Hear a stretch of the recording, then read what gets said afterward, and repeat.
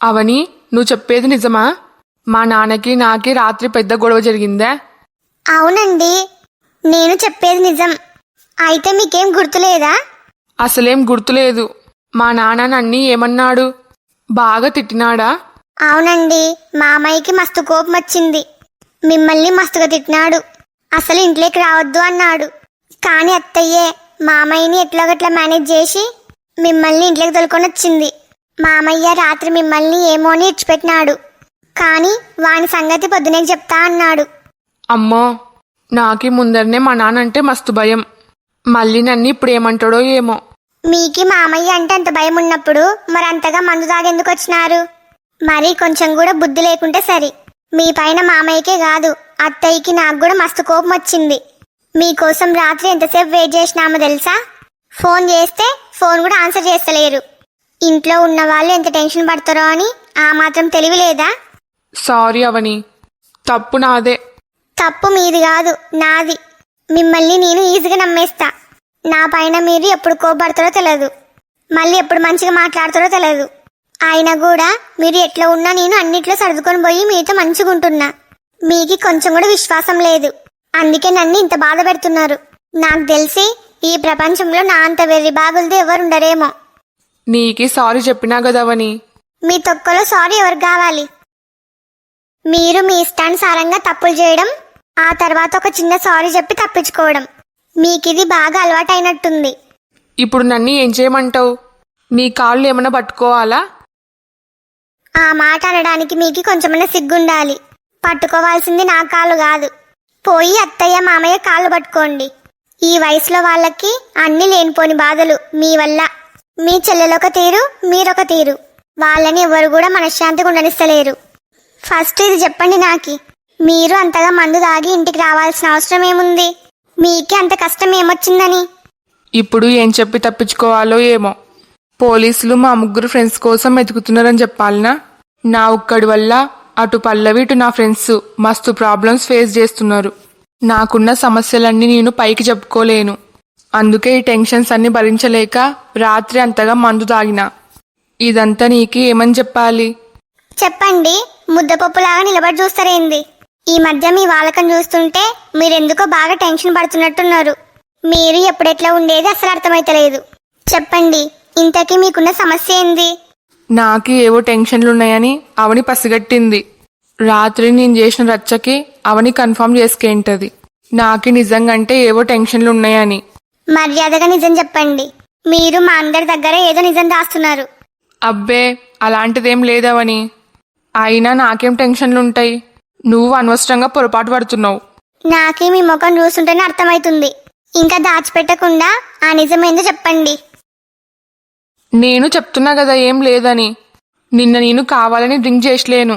నేను వద్దంటున్నా నా ఫ్రెండ్సే నాకి బలవంతం చేసినారు. అందుకే తాగాల్సి వచ్చింది. మీరు అన్ని అబద్ధాలు చెప్పొద్దు. నిన్న రాత్రి నాకి రాకేష్ అన్న మొత్తం చెప్పినాడు. వాళ్ళు వద్దు వద్దు అని ఎంతగా చెప్తున్నా సరే మీరే వినలేరంట. వాళ్ళ మాటలు పట్టించుకోకుండా మీరు ఇష్టానుసారంగా తాగినారంట. ఇదంతా నీకు రాకేష్ చెప్పినాడా? అవును. నువ్వు వాడి మాటలు నమ్మినావా? నిన్న రాత్రి అందరితో పాటు వాడు కూడా డ్రింక్ చేసినాడు. ఆ మత్తులో వాడు ఏం వాగినాడో ఏమో. రాకేష్ అన్న కూడా డ్రింక్ చేసి ఉండొచ్చు, కానీ మీ అంత ఎక్కువ మాత్రం కాదు.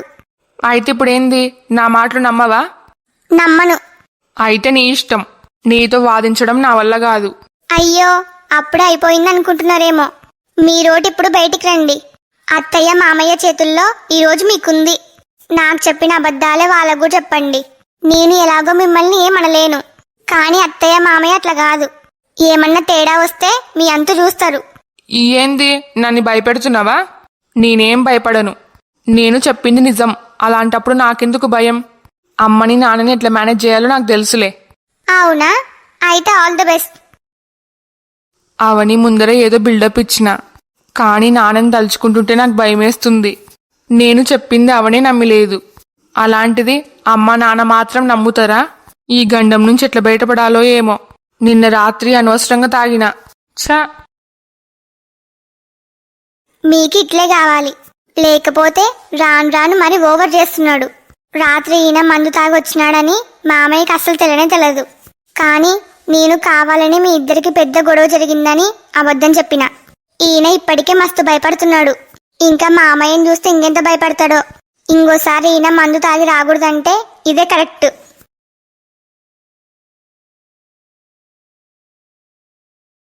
అభి నన్ను చిన్నప్పటి నుంచి ప్రేమిస్తున్నాడు అని తెలిసిన తర్వాత నాకే అభిని చూస్తుంటే మస్తు బాధ అనిపిస్తుంది. పాపం, ఇంకా ప్రపంచంలో వేరే అమ్మాయిలు దొరకనట్టు పోయి నన్నే ప్రేమించినాడు. నా మనసులో ఆల్రెడీ వేరే వాళ్ళు ఉన్నారు. నేను నా ప్రేమ గురించి స్వయంగా అభికే చెప్పిన. అందుకేనేమో ఇంతవరకు తన మనసులో ఉన్న మాట నాకు చెప్పలేడు. చెప్పినా ఏం లాభం లేదని అభికి ఆల్రెడీ తెలుసు. అందుకే నా పైన ఉన్న ప్రేమని తన మనసులోనే దాచుకున్నాడు. పల్లవి, నీకి ఇంత పొద్దున్నే నిద్రలేసే అలవాటు లేదు కదా. అలాంటిది ఈరోజేమైంది? హో, ఈరోజు మీ ఊరికి పోతున్నామనే, అందుకేనా ఇంత ఫాస్ట్గా నిద్రలేసినావు? అలాంటిదేం లేదు. నాకు ఎందుకో ఈరోజు తొందరగా మెలకువ వచ్చింది. హో అలాగా. అయినా ఏమైంది నీకి? ఈరోజు ఎందుకో ఏమో డల్లుగున్నట్టున్నావు. ఈరోజు మీ అమ్మ వాళ్ళ ఇంటికి పోతున్నామని నీ ముఖంలో కొంచెం కూడా సంతోషం లేదు. ఏమైంది పల్లవి? ఒంట్లో ఏమన్నా బాలేదా? అలాంటిదేం లేదు. అభి, నిన్ను సూటిగా ఒక క్వశ్చన్ అడుగుతా. నువ్వు దానికి జెన్యున్గా ఆన్సర్ చెప్పాలి, సరేనా? సరే పల్లవి, ఏందో అడుగు. నువ్వు నన్ను 20 సంవత్సరాల నుంచి గాఢంగా ప్రేమిస్తున్నావు, అవునా కాదా? నేను పల్లవిని 20 సంవత్సరాల నుంచి ప్రేమిస్తున్నా అని పల్లవికి ఎటు తెలుసు? ఉన్నట్టు ఇంత షాక్ ఇచ్చింది. దీని గురించి నాకి నా ఫ్రెండ్స్కి తప్ప ఇంకెవరికి తెలియదు. అంటే అర్థం నిన్న వచ్చిన నా ఫ్రెండ్స్ చెప్పింటారేమో. దీని గురించి ఎవరికి చెప్పొద్దని వాళ్ళకి మరీ చెప్పిన. ఆయన కూడా నా మాట వినిపించుకునిలేరు. పల్లవికి మొత్తం నిజం చెప్పినట్టున్నారు. అప్పటికి నాకు డౌట్ వచ్చింది, వాళ్ళ ముగ్గురు పల్లవితో కలిసి మాట్లాడుతుంటే. కానీ నేనే అంతగా పట్టించుకునిలేను. Waste fellows. వాళ్ళ పని తర్వాత చెప్తా. ఇప్పుడు పల్లవిని ఎట్లా ఫేస్ చేయాలో ఏమో. నీ డౌట్ నాకే అర్థమైంది. నిజం నాకే ఎట్ట తెలిసిందనే కదా. నిన్న నీ ఫ్రెండ్స్ ముగ్గురు నాకు నిజం చెప్పినారు. వాళ్ళ మాటలు నువ్వేం పట్టించుకోవద్దు. నిన్న మా అమ్మ చేసిన బిర్యానీ బాగా తిన్నారు కదా, అది వాళ్ళకి అరిగిలేకుంటది. అందుకే నోటికి ఏమొస్తే అది చెప్పినారు. నాకు జెన్యున్గా ఆన్సర్ చెప్తా అని ముందే చెప్పినావు. సో అబద్ధాలేం అవసరం లేదు. నేను అడిగిన దానికి ఆన్సర్ చెప్పు, ఎస్ ఆర్ నో. ఎస్, వాళ్ళ ముగ్గురు చెప్పింది నిజమే. నేను చిన్నప్పటి నుంచి నిన్ని గాఢంగా ప్రేమిస్తున్నా. నీకే చాలాసార్లు చెప్పాలనుకున్నా, కానీ నువ్వు నాకు ఆ ఛాన్స్ ఇచ్చలేవు. ఎందుకు అభి? నువ్వు చిన్నప్పటి నుంచి నన్ను గాఢంగా ప్రేమించేంత మంచి క్వాలిటీస్ నాలో లేవు. నువ్వు తలుచుకుంటే నాకంటే మంచి అమ్మాయిలు నీకు దొరుకుతారు. అలాంటప్పుడు నేనే ఎందుకు? ప్లీజ్ పల్లవి, దాని గురించి అడగొద్దు. దానికి సమాధానం నా దగ్గర కూడా లేదు. నువ్వంటే నాకు చచ్చేంత ఇష్టం. దీనికి కారణాలేం లేవు. నేను నీ మరదలైనందుక? మేబీ. నిన్న నీ ఫ్రెండ్స్ నాకు నిజం చెప్పినప్పటి నుంచి నా మనసులో లేదు. మస్తు బాధ అనిపించింది. నా వల్ల ఎవరన్నా ఒక్కరోజు బాధపడితేనే నేను తట్టుకోలేను. అలాంటిది నువ్వు ఇన్ని సంవత్సరాల నుంచి బాధపడుతున్నావు. అందులో నా ప్రమేయం ఏం లేదు. అయినా సరే నాకెందుకో మస్తు బాధ అనిపిస్తుంది. నువ్వు అంతగా ఫీల్ అవ్వాల్సిన అవసరం లేదు. నా ప్రేమ గురించి నీకు చెప్పకపోయినా ఆ దేవుడు మాత్రం మనల్ని ఒకటి చేసినాడు. నేను ప్రేమించిన అమ్మాయి నాకు భార్యగొచ్చింది. నాకింతకంటే ఏం కావాలి? కాకపోతే ఒకటి, ఆల్రెడీ నీ మనసులో వేరే వాళ్ళు ఉన్నారు. నీకి నేనంటే ఇష్టం లేదు. నాకున్న బాధ అదొక్కటే. మంచో చెడో నా ప్రేమ గురించి నీకు తెలిసింది. అందుకే చెప్తున్నా, ఐ లవ్ యూ పల్లవి. ఈ మాట నా నోటి నుంచి బయటికి రావడానికి 20 సంవత్సరాలు టైం పట్టింది. నీకోసం నేను ఏమైనా చేస్తా. నీ మనసు మారే వరకు ఇంకో 20 సంవత్సరాలు వెయిట్ చేయమన్నా చేస్తా. I love you so much Pallavi. నీ మనసు బాధపడేలాగా ఏమన్నా మాట్లాడింటే ఐఎమ్ సారీ. ఇంకా కొద్దిసేపు ఉండి మీ ఊరికి బయలుదేరాలి. నీది లగేజ్ ఏమన్నా ఉంటే ప్యాక్ చేసుకో. ఏకంగా నాకే ప్రపోజ్ చేసిపోయినాడు. నేను అస్సలు ఊహించలే అభి నాకే ప్రపోజ్ చేస్తాడని. సారీ అభి, నా కోసం నువ్వు 20 సంవత్సరాలైనా వెయిట్ చేయడానికి రెడీగా ఉన్నావు. కానీ 100 సంవత్సరాలు వెయిట్ చేసినా సరే నా జీవితాన్ని నీతో పంచుకోవడానికి నేను రెడీగా లేను. ఈ జన్మకి చావైన బతికైన కిరణ్తోనే. నా మనసు మారదు, కానీ నా వల్ల నువ్వు బాధపడితే కూడా నేను చూడలేను. ఏం చేసైనా సరే నీ మనసు మార్చాలి. నా చెల్లెలు ఇప్పటికి 3 సార్లు ఫోన్ చేసింది. వీళ్ళిద్దరు చూస్తే ఈడ ఇంకా లేట్ చేస్తున్నారు. నీకేమైంది? ముఖం మార్చుకున్నావు? మన కొడుకు కోడలు మన ఇంటికి వచ్చి కేవలం వారం అయ్యింది. అంతలోపే వాళ్ళని మళ్ళీ మీ చెల్లెల ఊరికి పంపిస్తున్నారు. వారం తర్వాత ఎలాగో మళ్ళీ ఇడికి వస్తారు కదా, అలాంటప్పుడు ఎందుకు ఆ బాధ? మీకేమి, మీరు మస్తు చెప్తారు. ఈ వారం రోజులు వాడిని ఇచ్చిపెట్టి ఎట్లుండాలో ఏమో. అమెరికాలో ఉన్నప్పుడంటే ఎట్లా తప్పదు, మళ్ళీ లేక లేక ఇండియాకి వస్తే వారం రోజులు ఇచ్చిపెట్టుండాలి. నీతో మాట్లాడి వేస్ట్. వాళ్ళు పోయేది పరాయి వాళ్ళ ఇంటికి కాదు కదా, వాడి అత్తగారింటికి వాడు పోతున్నాడు. అయినా నీకెంత చెప్పినా వేస్టే, నువ్వు మారవు. అరే అభి. ఆ నానా, మీ అత్తయ్య ఒకటే ఫోన్ చేస్తుంది, ఇంకా లేట్ చేయకుండా బయలుదేరండి.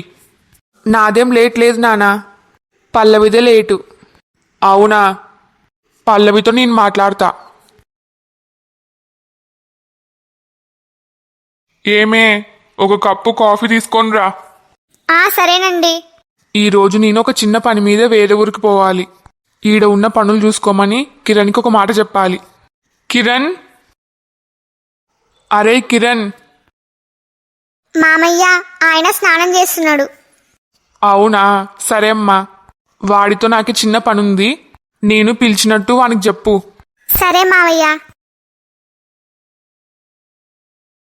ఏమే, నాకు కాఫీ తొందర తీసుకొనిరా. వస్తున్నా, 2 నిమిషాలు. అత్తయ్య, అవని వచ్చినావా? అప్పటి నుంచి నీకోసమే ఎదురు చూస్తున్నా. ఆ పనికి మాలినోడు ఏమంటున్నాడు? వాడితో మాట్లాడినావా? రాత్రి అంతగా మందు తాగి రావడానికి కారణం ఏందంట? ఆయన గారికి ఏమంత కష్టం వచ్చిందంట? నేను అన్ని అడిగిన అత్తయ్య. ఆయన కావాలని తాగిలేడంట. ఆయన ఫ్రెండ్స్ ఆయనని బలవంతం చేసినారంట, అందుకే తాగినా అని చెప్తున్నాడు. వాడు ఏం చెప్తావి నమ్మడానికి ఇటు పిచ్చోళ్ళెవరు లేరు. నేను కూడా అదే అన్నా, కానీ మీ కొడుకు నిజం మాత్రం చెప్తలేడు. వాని సంగతి నేను చూసుకుంటా.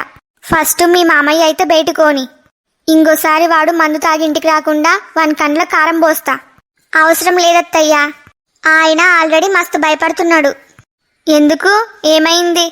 ఆయన రాత్రి తాగిన తర్వాత అసలు ఇంట్లో ఏం జరిగిందో ఆయనకేం గుర్తులేదంట. అయితే మామయ్యకు మీకు రాత్రి చాలా పెద్ద గొడవ జరిగిందని చెప్పిన. అట్లా చెప్పేసరికి ఆయన కాళ్ళు చేతులు బాగా వణుకుతున్నాయి. స్నానానికని బాత్రూంలోకి పోయి గంట అవుతుంది. ఇంతవరకు అయింది, ఇంకా బయటికి వస్తలేడు. మామయ్య బయటికి ఎప్పుడెప్పుడు పోతాడా అని బాగా వెయిట్ చేస్తున్నాడు. మళ్ళీ నా ముందరైతే ఏం భయం లేనులాగా బిల్డప్ ఇచ్చినాడు. మంచి పని చేసినావు, వానికి అట్లే కావాలి. వాడికి ముందరనే వాళ్ళ నానంటే మస్తు భయం. వాళ్ళిద్దరి మధ్యలో ఏం గొడవ జరగకపోయినా జరిగిందని నువ్వు అబద్ధం చెప్పినావు.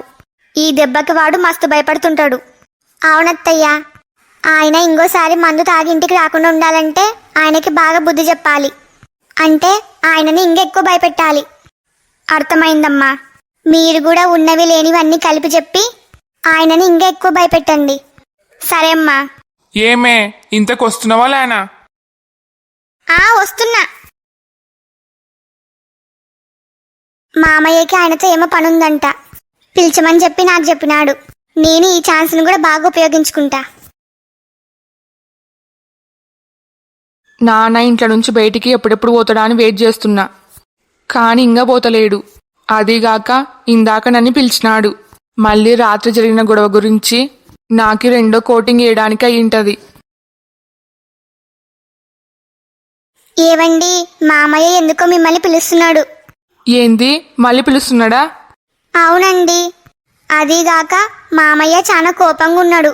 మిమ్మల్ని పిలుచుకొని రమ్మని నాకు చెప్పినాడు. అవునా, నేను ఒక 10 నిమిషాలు ఆగి వస్తాను చెప్పు. 10 నిమిషాలా? ఎందుకు? నేను వాష్రూమ్కి పోవాలి. సరే, మామయ్య మీకోసం వెయిట్ చేస్తున్నాడు, మీరు తొందర రండి. మళ్ళీ కూడా వాష్రూమ్కి పోవాలంట. దాని బదులు నాకే భయం వేస్తుందని చెప్పింటేనే బాగుండు. ఈయనను చూసి నవ్వాలా ఏడ్చాలో అర్థమైతలేదు. నాన్న ఇంట్లో నుంచి బయటికి పోయే వరకు నేను అసలు బాత్రూంలో నుంచి బయటికే రాను.